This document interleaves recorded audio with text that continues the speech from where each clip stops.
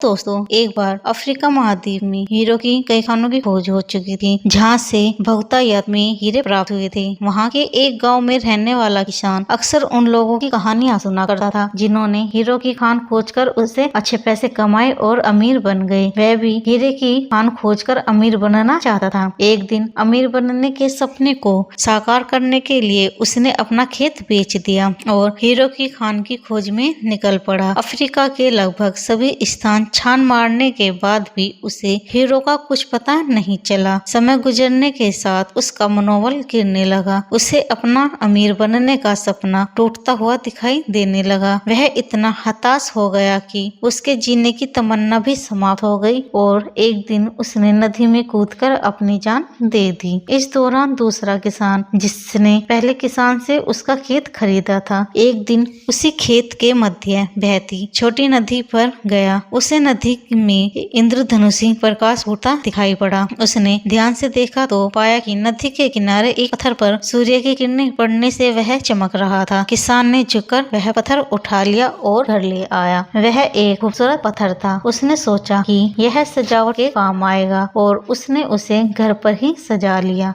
कई दिनों तक वह पत्थर उसके घर पर सजा रहा। एक दिन उसके एक मित्र उसके घर आया। उसने जब वह पत्थर देखा तो वह हैरान रह गया। उसने किसान से पूछा, मित्र, तुम इस पत्थर ही की कीमत जानते हो? किसान ने जवाब दिया, नहीं, मेरे ख्याल से ये हीरा है, शायद अब तक खोजे गए हीरो में से सबसे बड़ा हीरा। मित्र बोला। किसान के लिए इस बात पर यकीन करना मुश्किल था। उसने अपने मित्र को बताया कि उसे यह पत्थर अपने खेत की नदी के किनारे मिला है। वहाँ ऐसे और भी पत्थर हो सकते हैं। दोनों खेत पर पहुँचे और वहाँ से कुछ पत्थर नमूनों के तौर पर चुन लिए, फिर उन्हें जांच के लिए भेज दिया। जब जांच रिपोर्ट आई तो किसान के मित्र की बात सच निकली। वे पत्थर हीरे थे। उस खेत में हीरो का भंडार था। वह उस समय तक खोजी गई सबसे कीमती हीरो की खदान थी। उसकी खदान का नाम किम्बरले डायमंड माइंस है। दूसरा किसान उस खदान की वजह से मालामाल हो गया। पहला किसान अफ्रीका में दर भटका और अंत में जान दे दी, जबकि हीरे की खान उसके अपने खेत में उसके कदमों तले थी। तो दोस्तों, इस कहानी में हीरे पहले किसान के कदमों तले ही थी, लेकिन वह अब उन्हें पहचान नहीं पाया और उनकी खोज में भटकता रहा। ठीक वैसे ही हम भी सफलता प्राप्ति के लिए अच्छे अवसरों की तलाश में भटकते रहते हैं। हम उन अवसरों को नहीं पहचान पाते या पहचान कर भी महत्व नहीं देते हैं, जो हमारे आसपास ही छुपे रहते हैं। जीवन में सफल होना है तो आवश्यक है कि बुद्धिमानी और परख से उन अवसरों को पहचानने की और धैर्य से